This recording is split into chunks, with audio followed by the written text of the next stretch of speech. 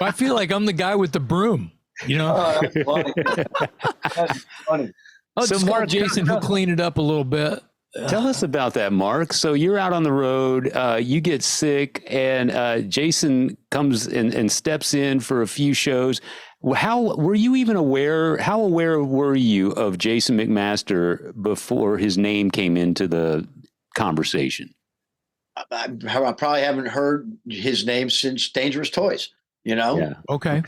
Since, since the late 80s or early 90s, because that's when that. Yeah. But us, these old war horses never die, man. We just keep going. So Right. I was not surprised. But I was very grateful, obviously. Still am.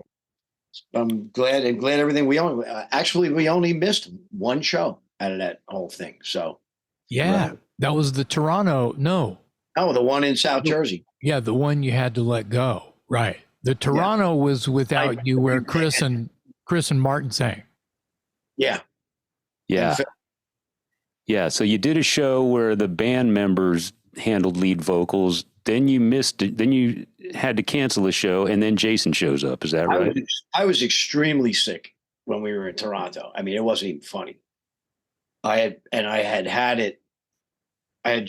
sang 3 nights in a row already, being sick, and the throat just keeps getting worse and worse and worse, and I'm bronchitis, and I can't breathe. It turned out I had RSV, whatever the hell that is, respiratory something virus that affects. It's mostly a children's virus. Yeah. Okay. But it's not good for the elderly. So, it knocked the shit out of me. Plus, it destroyed my vocal cords from coughing. Well, and when we got to Toronto that morning, just really quick, when we got to Toronto that morning on the bus, I was laying in my bunk and trying to, trying not to cough and going, but I know I got to cough and there's a shit ton of stuff that's going to come up. And I'm going, all right, I got to cough. So I went to take a breath to cough and nothing went in. And I went, whoa, what the hell is that about? Mm-hmm. As I jumped out of the bunk and stood up. And before I freaked out, I went, wait a minute, dude, if you couldn't breathe, you'd be dead. Oh, yeah, I would have died in my sleep, wouldn't I? Yeah, okay. So you can't breathe. Just go easy, breathe through your nose. And it went, but slowly, but I was fine. And I walked up to the front of the bus just then, and I looked at them all and I went, I am not singing tonight. And they were like, oh, yeah, you say it. No. I need a fucking doctor, and I'm not singing tonight. Wow.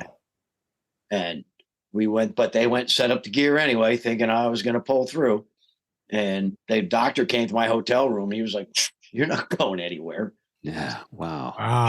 Shot me up with steroids. And he says, the reason you couldn't draw a breath on the bus was because your vocal cords were so swollen, they're cutting off your windpipe. They're ridiculous. Wow. Okay. So John Bush, fucking identical. Same shit. Thing, right? Maybe not the swelling as bad, but he knew that he wasn't gonna make it. Yeah. And Joey Vera calls me. That's exactly how that happened. Yep. And Mark, I had just seen those guys with Wasp and Michael Schenker in San Antonio 9 days prior, and they fucking destroyed it. I was killing it up till then. Of course you were. Yeah. Like, damn. Well, and we've talked about this on the show before, of course, many times, about how it seemed at the time, October, November last year, bands were getting up to the Eastern Seaboard, and the singers were being crushed by this virus. And I wasn't I wasn't worried that I was going to get it, but I should have. I mean, should have been worried. Yeah, because dude, everyone on that bus was coughing and snot flying everywhere. I was like, oh, I'm walking in, Did you know that I walked into I got off the plane and I was just getting over some kind of bullshit? I don't even know if you knew that. Oh, I didn't know that. Yeah. Yeah. Well, anyway, it was an honor to at the shows we did together. I thought were fun. I was just going to say, so Mark starts to get a little better while Jason is still on the Accept bus. I did the one day at Penns Peak in Jim Thorpe, Pennsylvania. And he was going to do the show. You were going to do the shows in New York with the promoter. And the promoter called the management and said, "Hey, if Tornillo doesn't show up, I'm canceling the next 3 shows," because he had the 2 in New York and the 1 in New Jersey. He says, "I'm going to cancel the shows," because I think he just, was looking for a way out at that point, but I don't care. So I said, "The fuck you are? You're going to put everybody out of work?" No, I'm not. I'm getting. That's talk about unfair. I drove to freaking Patchogue or wherever the hell we were. Yeah. So you, I can't pronounce that town either. Yeah. Pachuoga or something. Yeah. So there was some, a promoter that was going to basically pull the plug on the shows if Mark doesn't show up. So Mark shows up, but the deal is, does the promoter know that you and Jason are going to tag team this show, or is he just satisfied that you're going to show up? I guess no, I don't. I had to put out a statement that I was going to be at those shows. Right. So I was there. So yeah. And you know what? I argued that the people that were in attendance at that show got something really special, because that probably will never happen again. God willing, we don't want anyone else to get sick. The one we did in New Jersey, I thought was killer. That last one that you did, because so many of the old TT Quick fans were there and shit. Man, they had a blast. Yeah. Yeah. Well, I thought that we complimented each other really well. And I got to say, Dave, I got to tell Dave this with you in the room. Mark is a class act. I landed in fucking Pennsylvania and Wolf and Uva came to my room. I said, "You got your phone? Call Mark right now. Do you remember me making Wolf call you?" He handed me the phone and I talked to you. I said, "This is your house. This is your gig. Please know that it's an honor to be here." Blah, blah, blah, blah, blah. You came back with the same open arms the next day to save the band, the crew, and the promoter's temperament.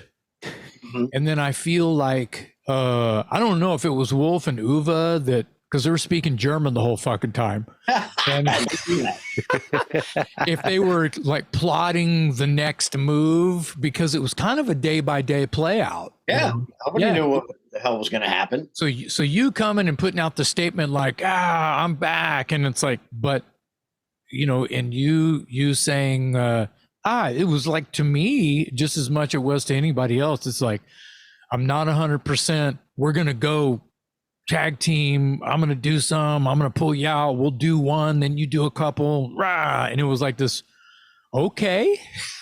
Yeah, it works. Fucking slamming. Yeah. It was a metal army. It was. I thought it was fun, man. Fucking 7 motherfuckers on stage. Yes, sir. A bunch of rednecks and some fucking Jersey dude and some Germans. Well, you guys pulled it off, and I think that those that were in attendance got treated to something that we'll probably never see again, and you pulled it off. So hats off to you guys. Dave, what you got? I was going to ask Mark. You mentioned, and I still want to get to TT Quick, and we will, but.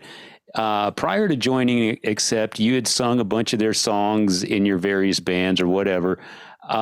Prior to joining Accept, what was your favorite Accept album? Wow. I think I know which one. Gotta be Restless. Yeah. Yeah. Okay, then this makes a great follow-up question. Breaker was my first one, and there's a lot of great stuff on there too. Fuck yeah. Yeah. So speaking of Restless, I know this, Fast as a Shark is one of those songs that we all remember the first time we heard it because it was such a game changer. It blew our exactly mind. where I was when I heard it. So tell me about your impression the first time you heard Fast as a Shark. We were playing at Lemoore, and the DJ in between bands comes up and goes, "Well, I've got the brand new Accept album, and here's the first song I'm going to play for." And he starts playing the high D, high do, and we're like looking at each other, going, "What in the actual fuck is that?" High D, high do, high do. It was like, "What the hell just happened?" And the place went nuts. It was crazy. Yeah. The fact that Kaufman played double bass through the entire song, we were like, "Well, that's new. That's something new." Right. Yeah. It was amazing. I call that the scream heard around the world. Yeah, man.